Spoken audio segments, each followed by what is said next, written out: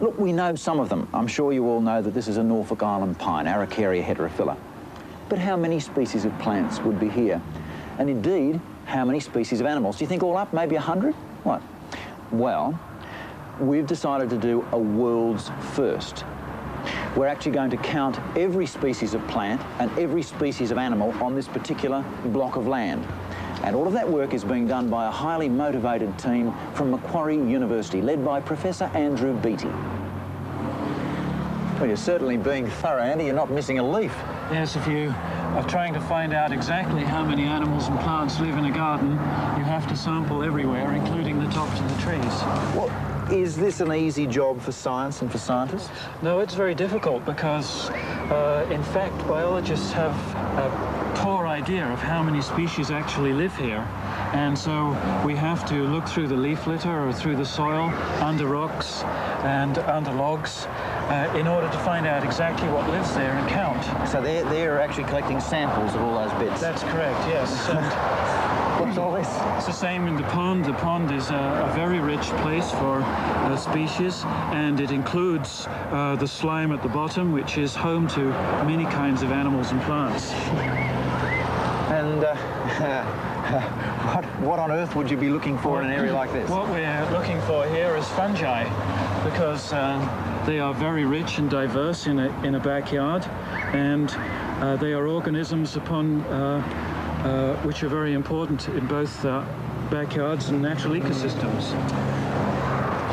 What is this? Well, on an average lawn, there are many kinds of tiny plants, which most people will miss, and even in a little square like this, there will be many more species than you would otherwise think. It's incredible stuff, isn't it? So where to from here? Well, what we're going to do is go back to the laboratory with our samples and our counts and come up with a final list of exactly how many species of organisms live in this backyard.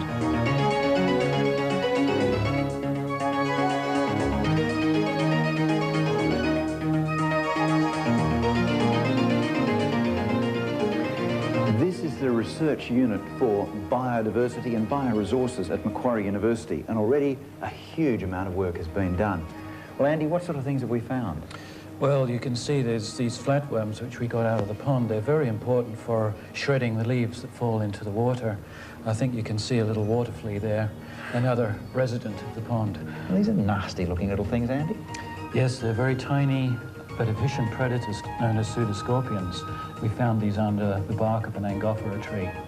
These things are velvet worms. They're also predators, about 1 centimetre long, but they catch their prey by squirting quick-setting glue. Goodness, and they move beautifully. Yes. These things here on the underside of a coprosma leaf are special structures on the plant to house mites, and these mites act as vacuum cleaners to keep pests off the leaves. These are slime molds, which are very important in gardens for eating and digesting bacteria.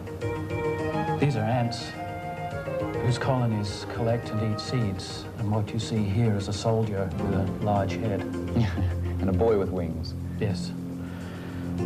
These are galls, and we've opened one of the galls and to show what has actually made it, and it's a tiny fly, and this is the maggot here of the fly. This is a lacewing larva. They are related to antlions, and they also are very useful predators in the garden. All this points up that spraying chemicals willy-nilly in the garden can be very damaging. Yes, one of the important things to remember is that when you spray generally, you kill as many predators as you do pests. So this is some of the big stuff you collected, even snails? Yes, these are native ones. They're good. They eat the introduced ones. Ah! This is an interesting beast. It's the net-casting spider. Oh, with net? Yes. Fabulous. Some back swimmers here from the pond, and some damselfly larvae also from the pond. Oh, they're sort of like dragonflies. Oh, and lizards. Yes, the skink, which is very common in the garden, a good predator for small pests. Now, we filled an entire lab with a whole bunch of stuff, and some people might say, well, so what? I mean, what are the practical advantages to this biodiversity? I think the most practical advantage is that the natural biodiversity provides a lot of services for the gardeners.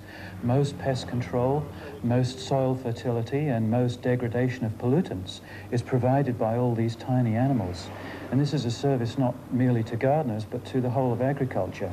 And although we add a lot of chemicals and do a lot of manipulation, the basic service is still provided by the natural biodiversity out there. So far as the whole range of biodiversity is concerned, these are still pioneering days, just like they are in space. There's a lot to be discovered right here in our own backyard. And this was the first time, to your knowledge, that this has ever been attempted to actually get an area like this and look at everything? Absolutely. There's nothing been attempted like this in the world yet, amazing as it may seem. While I'm talking to you now, we're rolling up on the screen the list of plants and animals that we managed to identify in this backyard. Be aware that this list is but a tiny fraction of what's actually living here. Now, the importance of all of this is very simple. It's not so much that we don't know a lot about backyards, we know almost nothing about the planet that we live in. Now, the research team is looking into the biodiversity and the bioresources of our planet. It's a very important department at Macquarie University, and it certainly deserves to be developed extensively. Now, I suppose the question is, what is the final number of species of plants and animals that we managed to identify? And that's it. After the break,